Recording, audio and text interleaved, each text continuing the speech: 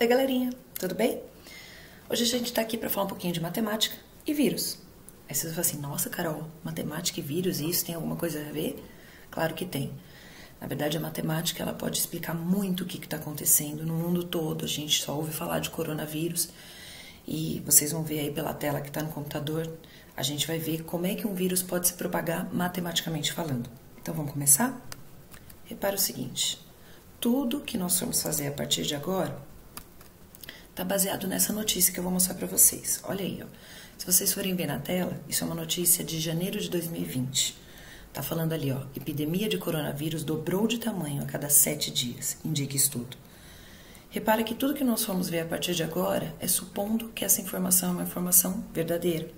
Essa informação é referente à cidade de Wuhan, que a gente sabe que é onde tudo começou, né? Pelo menos é onde a gente tem sido divulgado pela mídia que tudo começou.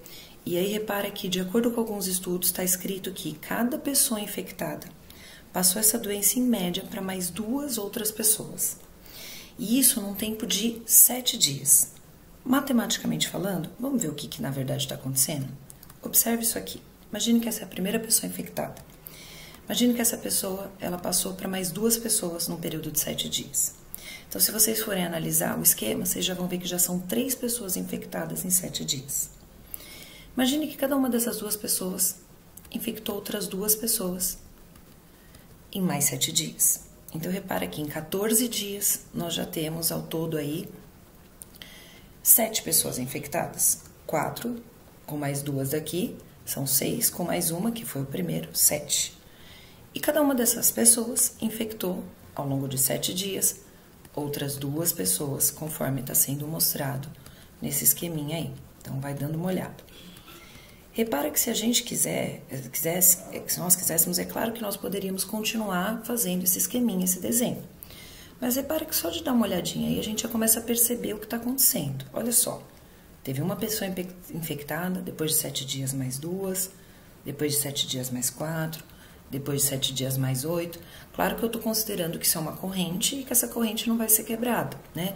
Eu estou levando em consideração que aquela informação é verdadeira e que não vai ter nada que faça com que aquilo pare, né? E aí, repara, eu observando os números 1, 2, 4, 8, vocês conseguem perceber um padrão? Acho que sim, né? Repara, o 1, o 2, o 4, o 8, na verdade, eles são potências de base 2. Como assim? Observa aqui. O 1, na verdade, ele é o 2 elevado a 0. Repara que o 2, ele pode ser escrito, pode ser representado como 2 elevado à primeira potência. O 4 pode ser escrito como 2 ao quadrado, porque 2 vezes 2 é 4. O 8 pode ser escrito como 2 ao cubo, 2 elevado à terceira potência, porque 2 vezes 2 é 4, 4 vezes 2 dá 8. E aí, olha que interessante, a gente acaba de perceber um padrão. Na verdade, esse vírus, ele está se propagando seguindo um modelo matemático. Na verdade, ele está tendo um crescimento na forma de potência de base 2. Então, olha o que aconteceria, por exemplo, se nada fizesse com que essa corrente parasse. Então, vamos analisar, por exemplo, em 98 dias. Estou falando de menos de 100 dias. Bota aí aproximadamente, então, 3 meses. Dá uma olhadinha aqui. Repare, então, que a gente tem uma pessoa infectada em 7 dias. Depois, passaram os 7 dias, 2 pessoas. Depois, 4, 8, 16... 32 pessoas, 64, 128, 256, todos esses números sendo representados por potências de base 2. 512, 1024, 2048, 4096, 8192, 16.384 pessoas. E aí, repara, se nós somássemos tudo isso, olha isso, gente, em menos de 100 dias, nós teríamos 32.767 pessoas infectadas. É muita gente para pouco dia. Então, repara que alguma coisa tem que realmente ser feita para que isso pare. E olha que nós estamos considerando que uma pessoa passa só para 2 num período de 7 dias. Mas, se ela tiver contato com mais pessoas e essa pessoa, por exemplo, passar para 10 pessoas num período ainda mais curto de tempo, imagine o que não vai acontecer. Então, repara que, diante de tudo que eu estou explicando para vocês, a matemática, ela, na verdade, tem sido uma grande aliada no combate ao coronavírus, uma vez que ela está trazendo esses dados, essas informações que estão sendo analisadas por vários matemáticos, pesquisadores, e a partir desses modelos matemáticos que estão mostrando esse grande crescimento em pouco tempo, é que estão sendo tomadas algumas medidas.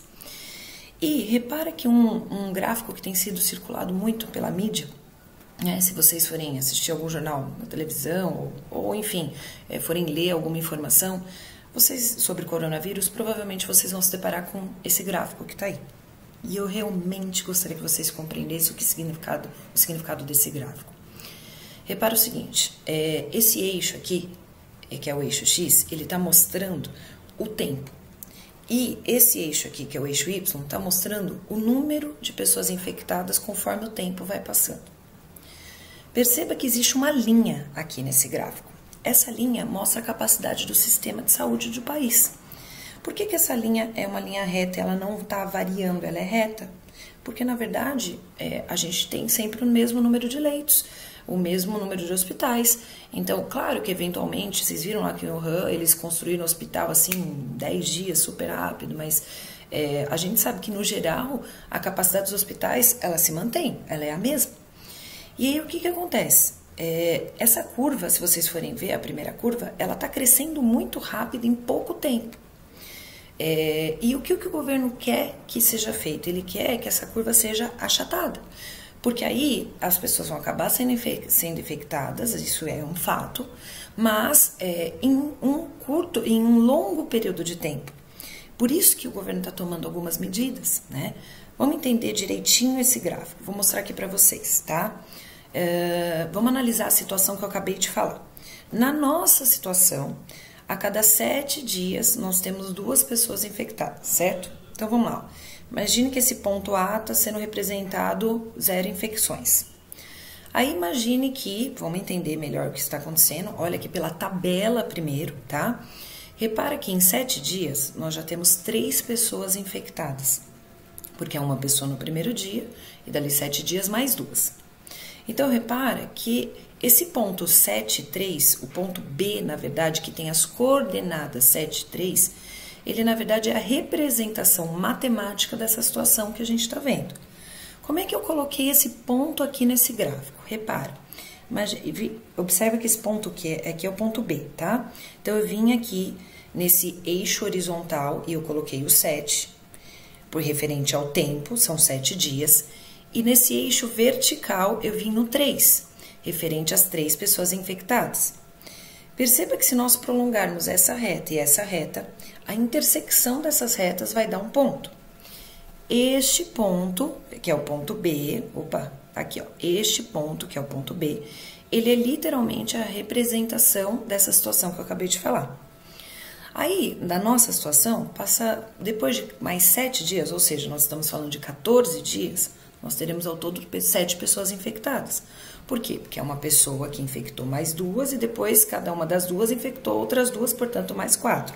Somando-se tudo, dão 7 pessoas. Então, repara que as coordenadas do ponto C, que refletem essa situação que eu acabei de falar, são 14 e 7. Então, eu vim aqui no eixo horizontal, marquei o 14, no eixo vertical eu vim aqui, marquei o 7, prolonguei o 14, prolonguei o 7, e a intersecção dessas retas dá o ponto que eu estou chamando de ponto C, que tem as coordenadas 14 e 7. Olha o que acontece depois de 21 dias. Vocês estão percebendo que é sempre a mesma coisa. Depois de 21 dias, eu vou ter 15 pessoas infectadas, porque é 1 mais 2 mais 4 mais 8. São potências de base 2. Então, olha as coordenadas do ponto D. O ponto D, ele é o ponto 21, 15. Então, repara aqui, ó. Eu vou colocar no eixo horizontal 21, porque ele tá me mostrando o tempo, né? Decorridos 21 dias. Quantas pessoas já infectadas? 15 pessoas infectadas. Então, eu localizei o ponto 15 aqui no eixo vertical. Então, mais uma vez, quando eu interceptei essas informações, eu consegui localizar o ponto D. Eu fui colocando aqui todos os pontos para vocês verem, eu coloquei até o ponto F, e aí dá uma olhadinha no próximo gráfico que eu vou mostrar. Olha só, depois que eu coloquei os pontos, desse jeito que eu expliquei para vocês, considerando a nossa situação, aí eu liguei esses pontos. E na hora que eu liguei esses pontos, é que nós começamos a observar essa curva aqui que está sendo mostrada nas mídias.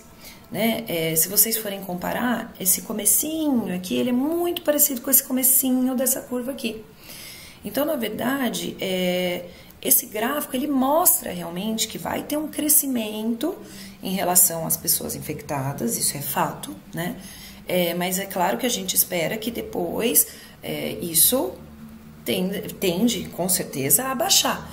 Só que repara, se isso acontecer muito rápido, num curto período de tempo, olha o que vai acontecer. Vocês percebem aqui nesse gráfico, essa parte roxa, ela tá bem mais alta do que essa linha aqui, ó. Repara, essa curva aqui, ela tá mostrando que tem muito mais pessoas para serem atendidas, infectadas, do que a capacidade dos hospitais. Então, os hospitais não vão dar conta de atender toda essa galera. E aí, olha a curva que está aqui em verde, né? A curva em verde é uma curva que ela é mais achatada, né? Como a mídia tá divulgando. Mas por quê? Porque prolonga-se o tempo em que as pessoas vão ser infectadas, de tal maneira que o sistema de saúde dê conta de atender tudo isso. É isso que está acontecendo. E aí, gente, quais são os cuidados para a gente se proteger desse vírus e para a gente fazer essa curva realmente ficar achatada e não acontecer, enfim, um pânico geral, porque os hospitais não dão conta, né? E assim a gente espera que não aconteça. Vamos lá. Eles estão nas mídias, eles estão divulgando uma série de coisas que nós podemos fazer justamente para nos prevenir, né? Então, primeira coisa, lavar as mãos, né? Lavar as mãos com sabão de maneira correta.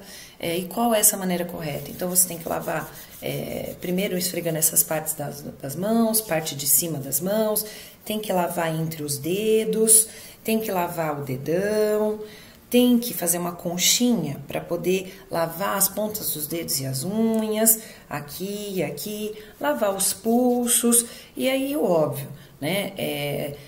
Preferencialmente eu não vou colocar, assim, se possível eu não vou colocar a mão ali na torneira de novo, né? Eu tento fechar minha torneira com o cotovelo, se for aquela que tem aquele acionamento automático, melhor ainda.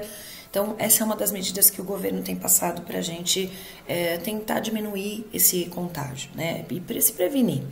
Outra coisa, quando a gente vai tossir, né? Ou vai espirrar, a gente sabe, a gente tem a tendência de botar a mãozinha na boca, né? Mas a gente tem que mudar esse hábito, porque se eu boto a mão na boca, qualquer outro lugar que eu vá colocando a minha mão vai ficando infectado. Então, na verdade, o que eu devo fazer que eles estão falando, né? Eles estão divulgando que a gente deve espirrar aqui ou tossir aqui nessa parte do corpo. Justamente porque, repara que para o vírus poder me fazer algum mal, ele precisa entrar no meu corpo, né? E, na verdade, a gente coloca muitas vezes a mão no rosto, né? Uma média aí de umas 23 vezes por hora. Então, repara que como a gente coloca muitas vezes a mão no rosto, esse vírus ele pode entrar pela boca, pelo nariz, enfim, né? Pelos olhos. Então, o que é ideal? Se a gente tosse aqui, pelo menos, repara que a gente não vai ficar passando essa parte, né, do cotovelo no rosto, fica mais difícil. Outra coisa, né, que é uma medida que o governo está tentando fazer, olha aqui, ó, evite aglomerações se estiver doente. Na verdade, é justamente esse isolamento social, né?